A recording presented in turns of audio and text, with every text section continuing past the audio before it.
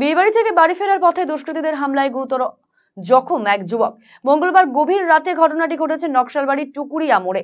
জানা গিয়েছে, বিয়ে বাড়িতে খাওয়া দাওয়া শেষ করে বাড়ি ফিরছিলেন শান্তিনগরের চাউমিন বিক্রেতা জয় বর্মন। তার বয়স আনুমানিক 24 বছর। যুবককে একা পেয়ে বেশ কিছু যুবক অতর্কিতেই হামলা চালায়, লোহার রড দিয়ে মাথায় মারধর করে। পরে স্থানীয়রা যুবককে উদ্ধার করে নকশালবাড়ি গ্রামীণ হাসপাতালে প্রাথমিক চিকিৎসার পর বাগডোগরা বেসরকারি হাসপাতালে ভর্তি করে। জখম যুবকের বাবা দোষীদের কড়া শাস্তির দাবি জানান। গোটা ঘটনায় তদন্ত করে দোষীদের শাস্তির দাবি জানায় স্থানীয় পঞ্চায়েত সদস্য ও প্রধান। ঘটনার তদন্তে নেমে 7 জনকে জিজ্ঞাসাবাদের জন্য আটক করেছে নকশালবাড়ি থানার পুলিশ।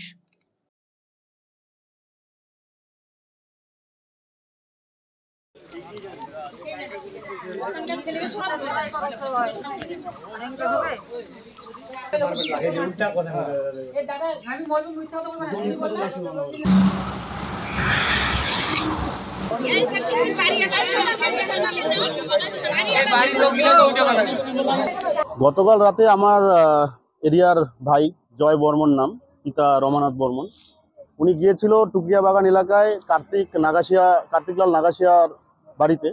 ওনার বিয়ে ছিল, সেই বিয়ে বাড়িতে ইনভাইট খেতে যায়। সেখান থেকে ইনভাইট খেতে আসার পথে সেই বাড়ির বাইরে কিছু দুষ্কৃতী, যারা মারুতি ভ্যানে সওয়ার ছিল, তারা মারুতি ভ্যানের লিভার দিয়ে তার মাথায় জোরালো আঘাত করে, যার ফলে তার আজকে এই পরিণতি। সে জীবন মরণের লড়াই লড়ছে। ডাক্তার বলছে যে সম্ভাবনা খুবই কম, তবুও ডাক্তার চেষ্টা চালাচ্ছে। আমরা চাচ্ছি এই জঘন্যতম অপরাধ যারা করলো ওর সাথে বিয়ে বাড়িতে ডেকে নিয়ে, তার উপযুক্ত শাস্তি হোক। ये घटना रात में हुआ है। ये तो हम लोग आज सुबह में सुन पाए। सुन के तो अच्छा नहीं लगा। ऐसे घटना नहीं होना चाहिए। ऐसा घटना हो गया है। ये घटना सुन के ऐसे लगा कि ये बहुत दुखदजनक की घटना है। सुन के बहुत अफसोस हुआ। झगड़ा हर किसी से होता है, इंसान है, झगड़ा हो सकता है, झगड़ा हो गया, पर ऐसे जे हथियार लेके करना, किसी का जान तक ले लेना, ये अच्छी बात नहीं है।